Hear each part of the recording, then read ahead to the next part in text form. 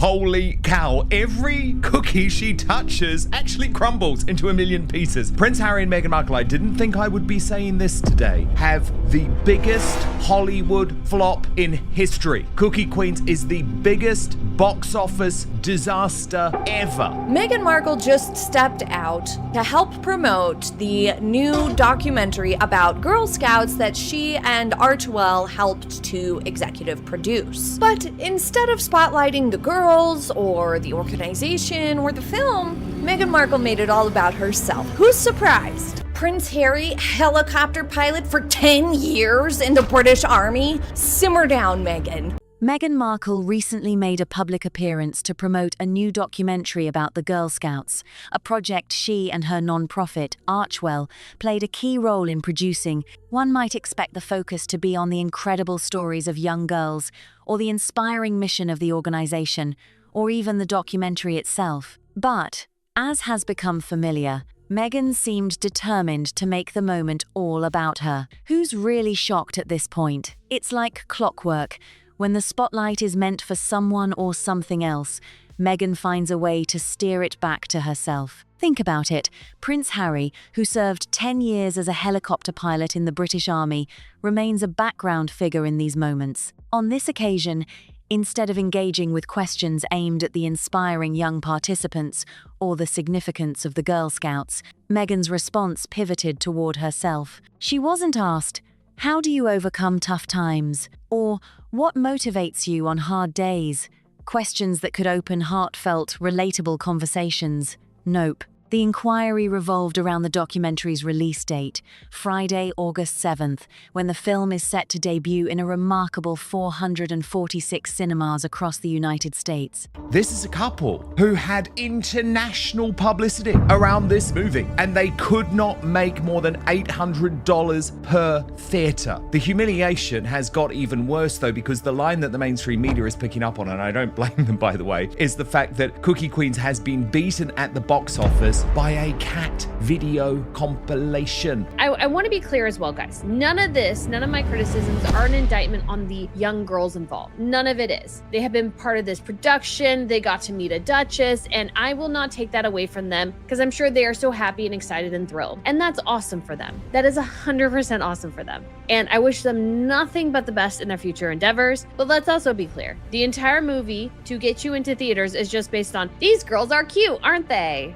That actually looks kind of skeevy considering the fact that there were only 2 other people in the theater with me, and one was a man by himself, and I just don't even want to know why that man was there. And make no mistake, 446 theaters is a serious rollout. We're not talking about a limited release in a handful of independent cinemas just to test the waters. This number means the project's backers believe there is a solid audience ready and eager to see this film. Documentaries, especially those that don't feature household names or dazzling effects, usually get far fewer screens, maybe a handful in cities known for documentary lovers. But 446 screens, that's a signal the distributors are counting on meaningful box office returns. By the end of the weekend, the sales numbers poured in, confirming just how many folks were turning out to watch the story, an encouraging sign that the film had indeed struck a chord. But as attention was supposed to focus on the success and importance of these girls' stories, the conversation curiously remained fixated on Meghan herself, continuing a pattern of overshadowing the true subjects of the spotlight. A special screening of the documentary Cookie Queens. This was the doc that premiered at Sundance. Harry and Meghan are listed as executive producers. I believe Netflix just slung their names on there to fulfill the contract that Netflix was looking to just exit as quickly as possible. And this type of behavior is not new for Meghan. Every time she has an interview or an appearance that's meant to be about someone or something else, Meghan and making comments like this are about her. The total box office haul, a mere $327,000 spread across 446 theaters. That breaks down to roughly $735 per screen over the entire 3-day weekend. To put that in perspective, in a nation of 340 million people, that's the equivalent of a movie theater selling about 60 tickets over the course of a whole weekend. Imagine that one single screening on a soggy Tuesday afternoon in February might pull a crowd like that. And despite these numbers, this film didn't even come close to cracking the top 10 anywhere. It wasn't just a disappointment, it was virtually invisible on the charts. But here's the moment the internet erupted with laughter. On that very same opening day, in just 255 theaters, which is less than 60% of the theaters showing the feature, there was a little something called CatVideoFest. Yes, you heard that right, 70 minutes of other people's cats. A compilation of homemade feline clips, all free and endlessly available online. Normally you'd think, why would anyone pay to watch videos they could see for free? Well, the question she asked was not, do you have any advice on how to get through difficult times? It wasn't, what do you do or think about when you're having a hard day? Nope, that wasn't the question. The question was about the girls. And that's how she answered. And it only fuels the popular belief that Meghan Markle is very high in narcissism and that her behaviors often resemble toxic narcissistic traits. So Cookie Queens did not make it into the top 10. So Tony here at number 12 was only in 6 theaters. Like, look at the difference, how huge a difference there are between, like, these are basically the same, but these are radically different. I love this comparison here. You could actually even drag in teenage sex and death at camp. I mean, look at the disparities. So Cookie Queens was in 446 theaters and it made $734 per theater. Compared to Tony, that was only in, and each theater made about $60,000. against all odds, the Cats brought in $568,000. That's about $2,233 per screen. Let's say that one more time on fewer theaters, a collection of cat videos earned 3 times as much money per location as this big-ticket movie. The Cats didn't just earn more, they climbed into the top 10 box office, leaving the feature in the dust. Meanwhile, one lone reviewer who did attend a special Thursday preview screening counted the audience. There were 3 people, including herself. 3 people. It's almost poetic. So truly, hats off to the Cats. And honestly, at this point, what else even needs to be said? The whole thing feels like a surreal joke that somehow played out in the real world. Now, here's the part that really stings. Somewhere, in a sleek Hollywood office miles away in Los Angeles, a high-powered, big-budget streaming executive had quietly run the exact same test months earlier. The results were already there, clear as day, yet when it was time to go public, all the warnings seemed to vanish. The very experiment that spelled out the fate of this feature was known well in advance, but it was never shared. And that is simply not good enough, of course, for a film that had this much hype and had these 2 human beings behind it. Indeed, the docu-film about Girl Scouts is being trashed by Hollywood insiders. One industry source telling the Times newspaper, not taking the good name of the world's #1 cat video festival in vain, this is by any measure a pretty pitiful return. And I'm going to explain why and take you through the figures, but effectively, the per-screen delivery for this film is way less than $1,000, making it completely not viable for any more cinemas to take it on. Never acted upon, and the shocking truth played out on screens across the country. He sat there, staring at the data streaming across his screen rows of numbers, patterns, and charts, trying to make sense of it all. And just like she did that quiet Sunday evening, he arrived at the exact same conclusion. What's remarkable is that for him, unlike many, it didn't cost a dime. Zero. Nada. No hidden fees, no pricey consultants, just pure, unfiltered information laid bare in front of him. We'll circle back to his story in a moment, but for now, think about what that really means. The ease with which anyone armed with determination and access to the right data can uncover the truth no matter the obstacles. All right, now let's shift gears and talk about the behind-the-scenes world of this film, the people who actually made it happen. This wasn't some blockbuster Hollywood production. Instead, it was crafted by 2 independent companies, driven more by purpose than profit. And the money? It came from a long list of documentary-focused foundations groups passionate about stories involving girls, finance, and the heartbeat of America. These are the kind of organizations that quietly nurture important projects without ever stepping onto the glitzy red carpet or grabbing headline attention. Here's the box office numbers. It opened on the 7th in 446 theaters, almost $328,000 worldwide, according to Box Office Mojo. That's pretty bad. I know Sussex Squad was trying to do math again, and they don't understand it. They were just trying to say, well, Cookie Queens didn't come out in a lot of theaters, maybe 2 or 3. Wait, what? Yeah, 446 That's a lot. theaters. It's nothing to sneeze at. The figure is not enough to break the documentary into the weekend's top 10 releases. Among those that did make the cut, however, was Will Brandon's CatVideoFest. So get this, the Cat compilation video was only in 255 theaters, and it still managed to earn almost $569,000 globally. And Meghan and Harry came onto this project after it was already completely done, in the final stages to help give it the funding that it needed. It could be that Harry and Meghan didn't deliver any actual funding to this. They're just doing the publicity to try to get it in the news and give it a little bit more coverage because of their infamous names. Their reward is simply the impact their support helps generate. Filming kicked off in 2023, and by the time a certain woman named Archewell showed up, the film was already shot, edited, and polished to perfection. We don't have to speculate about that part. She laid it out herself in a public statement, written under her own name.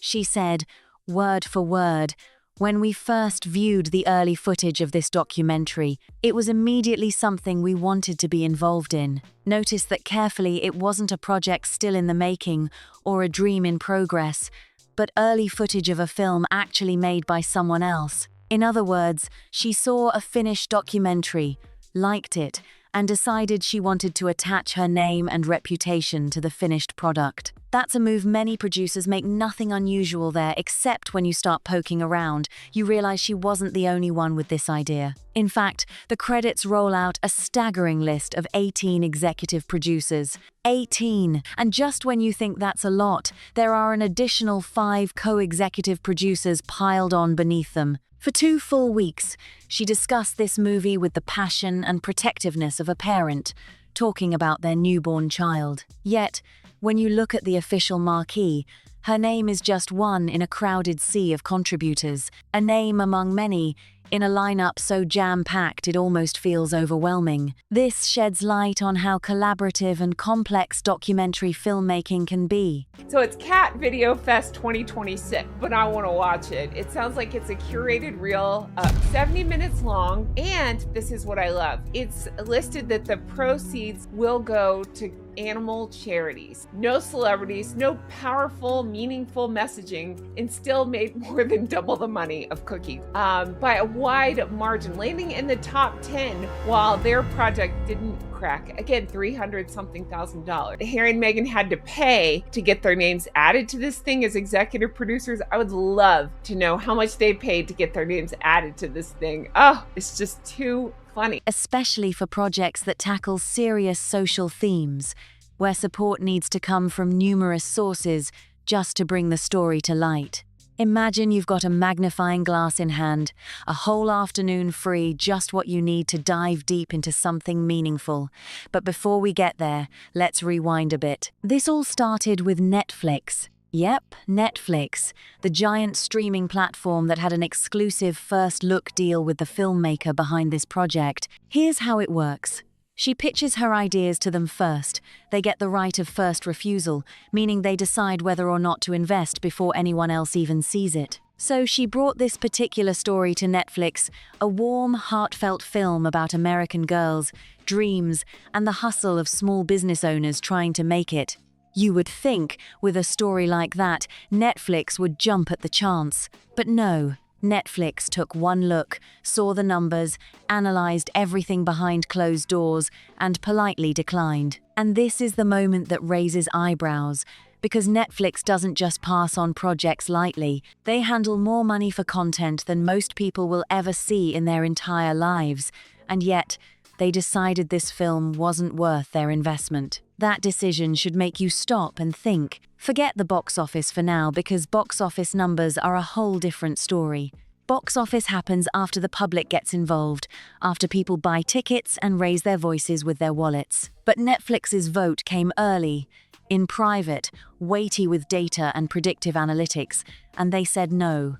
You know, that old documentary she slapped her name on, the one about Girl Scouts and how they manipulate and they are kind of mean to each other and how cute ones only win and all the weird, sad subtext that I've gone with you before. Well, she slapped her name on it as an executive producer, which means the producers of Cookie Queens thought, yeah, let's bring her on. She might get us some publicity. But also, she'll probably get us into Netflix. However, as I broke the news, what was it, earlier this year? It feels like 5 years ago. No, Netflix passed. The Tony film, I think, is actually more indicative of failure, and that's because when it came to the Tony film, the Camp Isama, they're both very, very limited releases, only in a handful of cinemas, like not even 5 and 6 or something like that, minuscule amounts. She's in a lot more theaters, and I think they did that in part on the back of Meghan. I would not be surprised if its larger release was due to Meghan Markle. So we do have a couple of quotes here. Says, not taking the good name of the world's #1 cat video festival in vain. This is by any measure a pretty pitiful return, because Meghan Markle can make any money off of this. This wasn't a gut feeling. It was a definitive business call based on everything at their disposal. So, what next?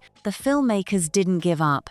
Instead, the film found its way to an independent distributor, hoping for a second chance to reach audiences. But here's where things take a twist that any small documentary filmmaker would deeply understand. That distributor made a rare and risky move. They released the film on 446 screens nationwide. Now, technically, that's not really a release. It's more like a test, a tool to measure how much interest the film can generate without marketing muscle behind it. Why would someone do that? Because at some point, someone looked at the film's title, weighed its potential, and decided to roll the dice with a wide opening. And what did that wide release reveal? It exposed the exact value the name holds, plain as day, in the harsh light of box office reality. The total take? A mere $735. And that, incredibly, brings us full circle to the question I've kept returning to. This film was completely finished before all this happened. It was funded initially by grants, by foundation money meant to support art and stories that deserve to be told. This is Prince Harry and Meghan Markle. Every mainstream media outlet have been talking about Cookie Queens. This is publicity that the Putin documentary could only imagine garnering, and still no one showed up. And I'll tell you why. These two are a drag on any project. They don't boost a project, they drag a project. Yeah. I had, the Queen, the late Queen, the horrible late Queen, how dare she, Jobbo, had to be in the bright colours. And I had to be in the tonal, sort of the beige clothing. Okay. Their own streaming partner, Netflix, passed. So, faced with rejection from the giant and a risky distributor gamble, what exactly did these two filmmakers decide to do next? How much money was involved? No one will say. What was the budget? Never revealed, not a single cent accounted for. And yet, countless people have tried to dig up the truth. How curious it is, then, that the whispers keep spreading, whispers that have been circulating steadily since January. Everywhere you look on forums, social media threads, and beneath news articles, there's a repeated claim. The credit was never truly earned. Instead, it was purchased. Allegedly, the two of them paid their way onto a list of 18 honored names. But the big question remains, how much did it cost? Everyone's wondering, asking quietly, I mean, how stupid is she? It's like, do you not remember? Do you not remember? Like, that was literally one of your main arguments about why you were forced out of the British royal family. And there she is now admitting during this promotional campaign, oh no, I love tonal dressing. So it was just a lie. It was just a total lie. Yeah, I mean, we know also, didn't she, that when she was advised, the Queen tried to give her some help and gave her, saying, oh, why don't you got to wear advised, we wear a hat on this occasion, or we wear gloves. Meghan saying, I think it was on that first occasion there when the Queen was in her emerald outfit, I don't, my hair looks better down. And she didn't really get the message when it came to anything like that. She would completely refuse to listen to advisors or refuse to sort of play whatever, the Queen was only advising about gloves and a hat because she would be wearing gloves and a hat for that occasion. So if Meghan really truly wanted to soften her image and support children, affiliating with an organization that is genuinely free or puts families first financially would have been a far more authentic move than backing a glossy documentary about a corporate cookie machine that takes advantage of families and girls who just want to participate in the Girl Scouts organization. And when you contrast it with, for example, the real royals who support organizations that help communities and families and doesn't charge them up the wazoo just to show up and be there, just to be part of it, take massive profits to the top, to the corporate teams. But the silence from Montecito in response has been utterly deafening. It's as if no one is willing to confirm or deny the rumors. So, the mystery lingers. Now, shifting gears back to the cinema, back to that room where something else quietly happened, slipping past notice at first glance. Someone threw out a playful question, the kind you ask just to break the ice. If you were a Girl Scout cookie, which one would you be? It's a classic, something to fill an awkward 90 seconds and maybe get a chuckle from the parent or the guest. And her answer? Simple but telling, trefoil. She explained it perfectly. It's classic, a little sweet, and all the same color. I like tonal. That word tonal should ring a bell. Remember the conversation we've heard before about color? Back in 2022, during the release of a Netflix series they made about their lives, she revealed why, during her royal years, she consistently chose to wear beige, cream, and porridge shades. She explained, I rarely wore color because I wanted to blend in. I wasn't trying to stand out here. And of course, that line has stuck around in people's minds ever since. Quiet, subtle. Let's say overindulgent, going, oh, you'll sell 500 boxes and they only sold 5. Like that's kind of dumb on the parents' part. You've put enormous pressure on the parents, and the parents now put on the child going, you have to sell because I have $6,000 that I will have to pay the Girl Scouts back if you don't sell these boxes. If that is a reality, then the Girl Scout system of selling cookies is broken. I'm sorry, but it is. That should not be the case at all. Wearing on stage a pair of Hermes sandals that retail for $1,100. She's wearing a Cartier Love bracelet, base retail price over $9,000.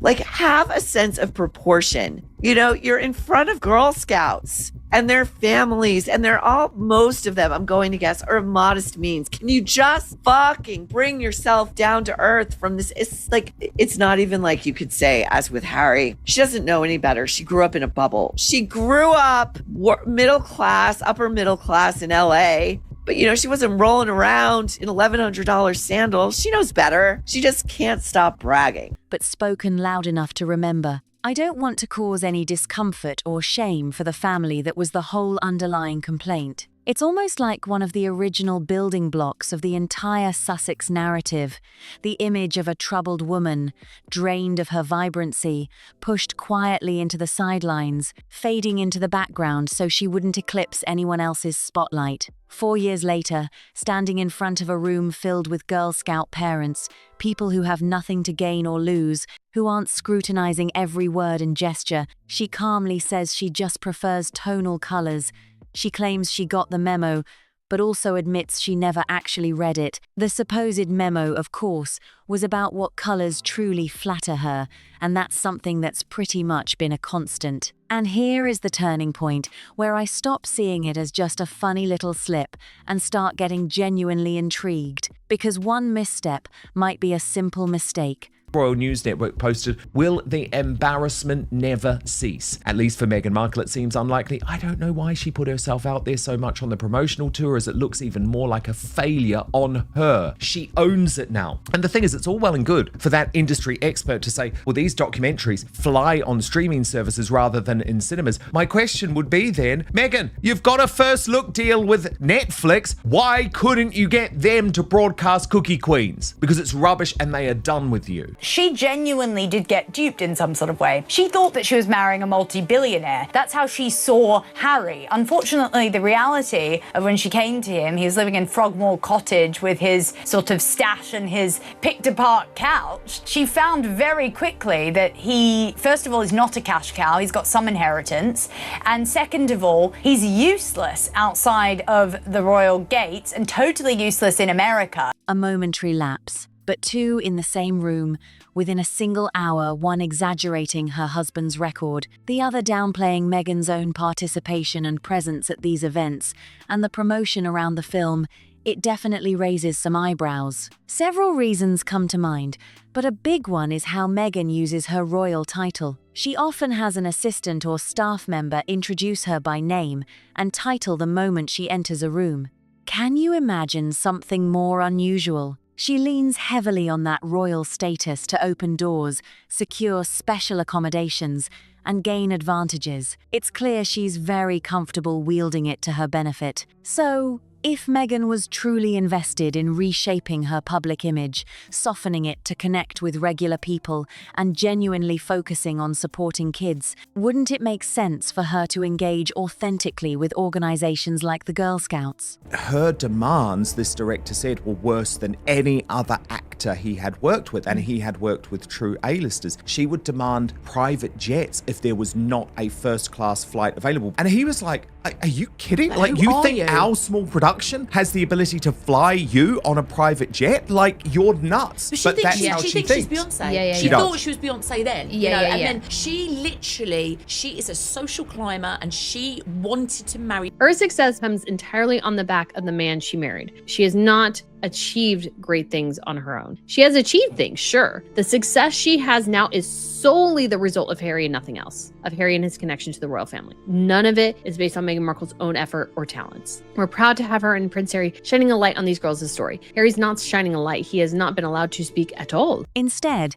the way she maneuvers feels strategic and self-focused, which only adds another layer of complexity and curiosity to the story. A truly genuine effort to support families, one that actually puts their financial well-being first, would have been a breath of fresh air compared to endorsing a sleek, polished documentary about a corporate cookie machine. This machine, rather than empowering families and empowering young girls eager to partake in the Girl Scouts experience, instead exploits them. It's a glossy facade that masks a harsh reality. Behind the smiling faces and perfectly staged cookie sales, there's a system that profits enormously at the top, while ordinary families bear the brunt of pressure and unrealistic expectations. Now, imagine contrasting this with real-world examples of generosity and care among influential figures like the royals who champion causes that genuinely uplift communities and support families. These efforts don't come with hidden fees or sky-high sales targets. They don't demand that families pay exorbitant sums just to take part or to provide their daughters the experience they deserve. Instead, they foster inclusion, generosity, and community spirit.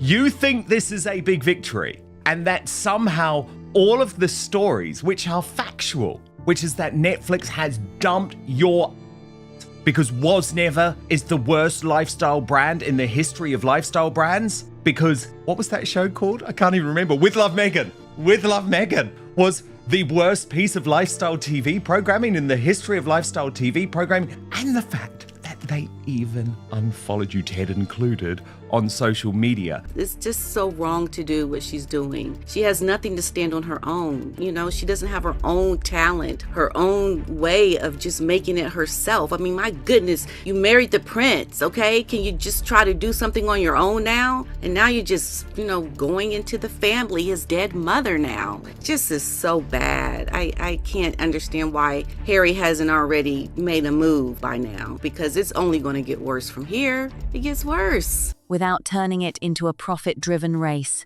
The current Girl Scout cookie selling model, with its overwhelming sales goals like expecting a child to move 500 boxes when families barely manage a handful places, an unfair and enormous claw of pressure on parents. This pressure trickles down, leaving kids feeling burdened and worried about disappointing everyone if they can't meet these costly expectations. Picture a parent saying, "You must sell these cookies, or I'll owe thousands when it's all said and done."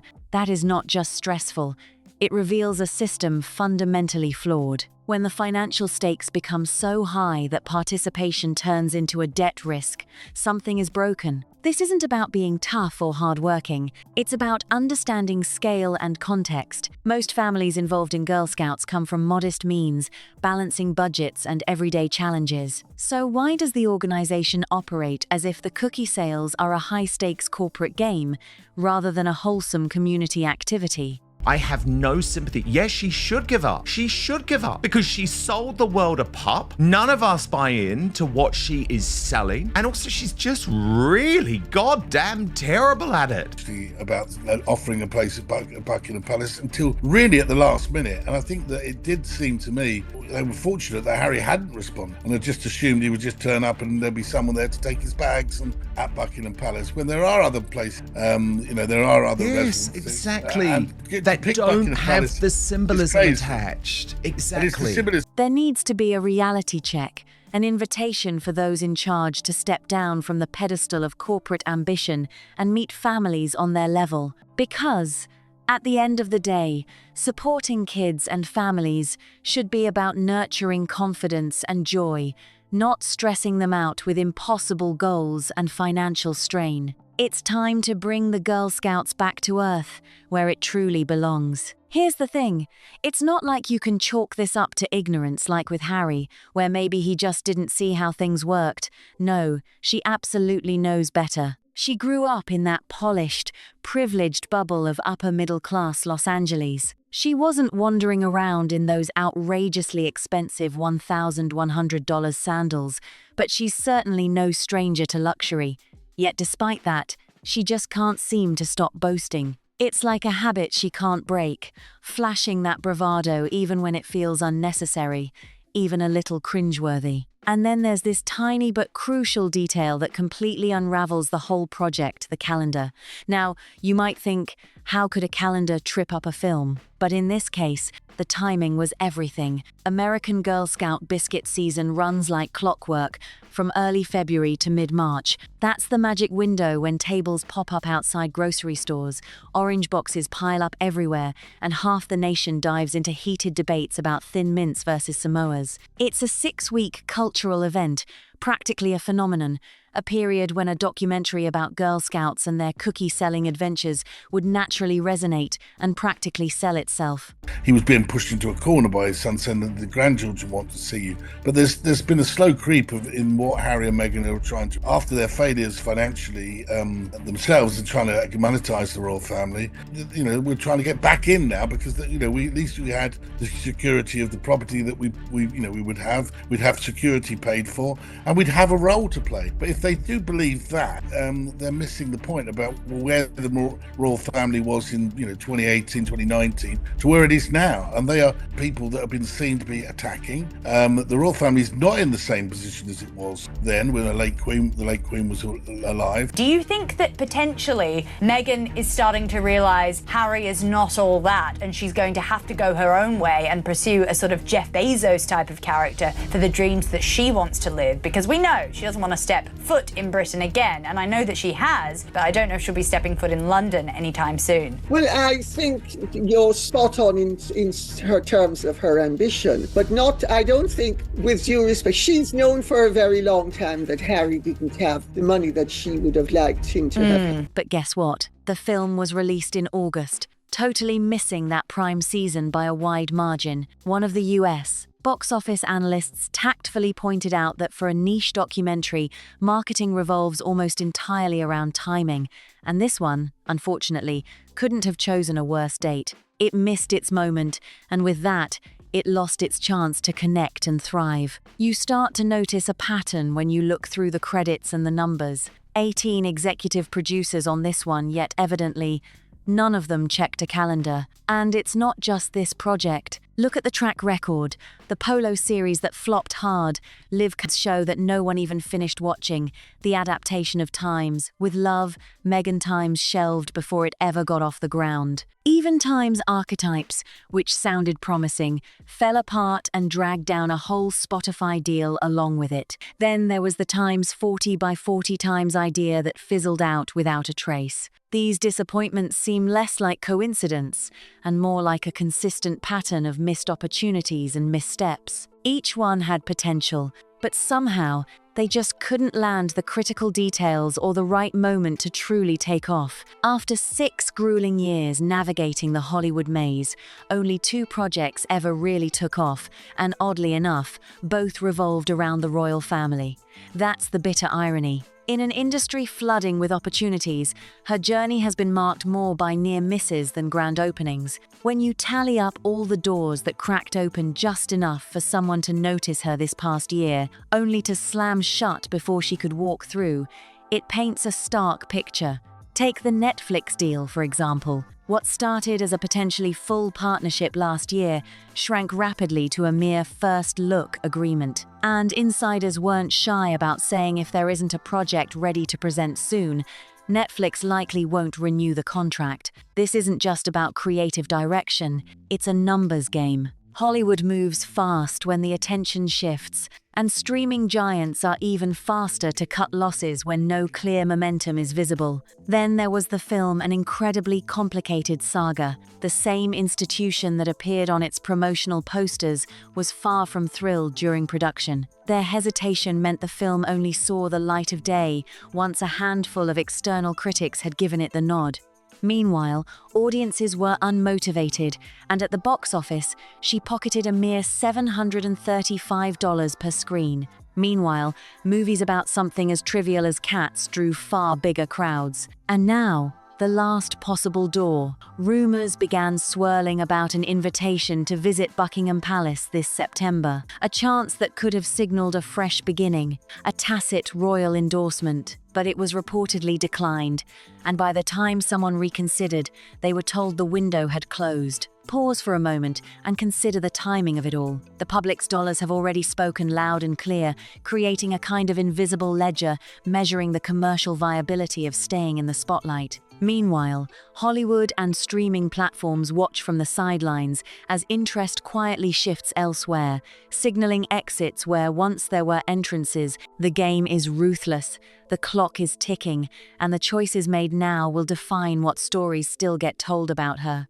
There's a striking amount of buzz swirling around an unassuming bedroom in London, a room that beneath its quiet exterior holds a powerful significance. It's not just any bedroom, it symbolizes protection, status, and a carefully guarded role linked to an address that carries immense weight. One of the leading royal biographers didn't mince words when breaking down the motive behind all this intrigue. After a series of failed attempts to capitalize on their connection to the royal family, they figured out something simple yet profound. If we can't profit now, maybe we can at least step back inside the inner circle, secure that safety net, and carve out a place for ourselves again. For 6 long years, the narrative has been crystal clear. The problem was everyone else, just not her. But now, this week has delivered a reckoning, one that no spin or silver lining can soften. When the numbers came in, the situation looked bleak. There simply isn't a single outcome where she shines as the hero.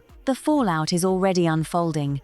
Next weekend, the available screens for the story will be slashed from 446 to approximately 200, assuming industry predictions hold true. The clock is ticking, September is just around the corner, and that room in London remains eerily vacant, a haunting symbol of all that's still unresolved. Mark my words, this is far from over. Watch both sides, weigh the facts, and then decide for yourself. I'm genuinely curious. Do you think that producer credit was earned through genuine effort, or was it handed out as a savvy move to boost publicity?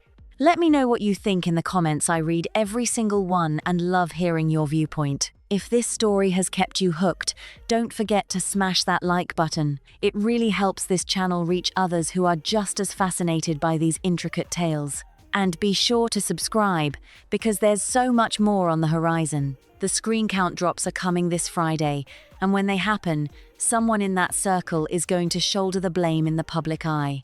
The moment that story breaks, I'll be here with the full update, so stay tuned. Your next chapter awaits.